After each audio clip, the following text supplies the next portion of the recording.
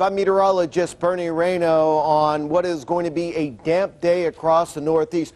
We have some new tools here in AccuWeather Live. We're using the FasTrac from our good friends at the Barron. Wait till you see what I can do with this.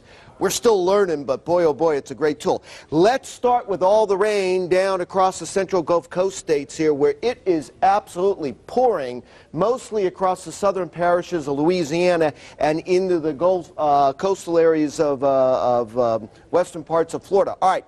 Already in the last 20 minutes or so, we're seeing over 2,100 lightning strikes right now. Now, the movement, it's been pretty slow to the north and to the north and east. Again, most of the heaviest rain has been south of New Orleans, but you can see all the yellows, blues, and orange shadings. That's where we're picking up the heaviest rain right now.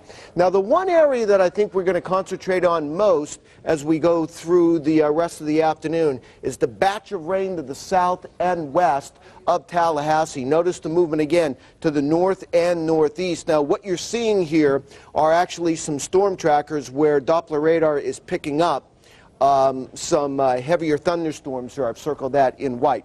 So again, that's moving off to the north and east. We may be looking at some small hail with this as it stays to the north and west of Panama City. Again, mostly this is going to be a big rain producer this afternoon, but certainly we can see the possibility of some brief gusty winds and certainly some hard downpours. All right, we're going to zoom back out, and we're going to also be watching the northeast as we go through this afternoon.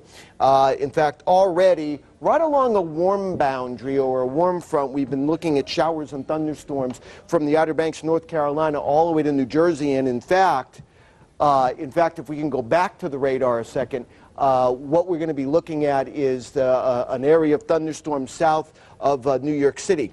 This has been curious to watch throughout the morning hours. It started around Baltimore and Washington, and now it's moving to the north and east. Not much in the way of lightning, but some locally heavy rain. This is going to continue to push to the north and east, and it's certainly going to be clipping New York City. Notice what's going on down here between Philadelphia and Baltimore. Little area of showers, maybe a rumble of thunder with that as well. We'll continue to watch that as we go through the afternoon hours as well. Now, really quickly, we have an area of rain across the Midwest right now. That's associated with a cold front. Now, not much in the way of rain right now, but what I'm concerned about as we go through the afternoon is you'll notice as I zoom in, there's already some breaks in cloud cover across parts of West Virginia and up in the south central Pennsylvania. You see that?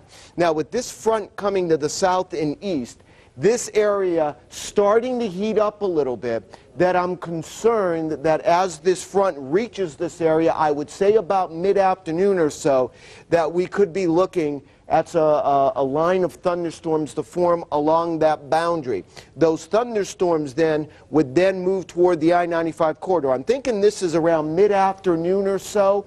By the time this line would get to the I-95 corridor, I'm thinking it would be late afternoon. Now, the real question I have then is, with all these clouds right now in Baltimore, Washington, New York City, and Boston, as this front approaches, will it diminish, or the thunderstorms diminish as it approaches the 95 corridor? Because it probably won't do so until after about 6, 7 o'clock. So that's something that we're going to be keeping an eye on through the afternoon hours. Again, by mid to late afternoon, I am expecting that we try to get a line of thunderstorms to get going here where the sun is out. We'll be tracking that through the afternoon hours. Now, I know I'm talking about thunderstorms across parts in the Northeast, but boy, when you take a look at the temperatures, Molly, you probably think I must be nuts or so, but things will be changing through the day.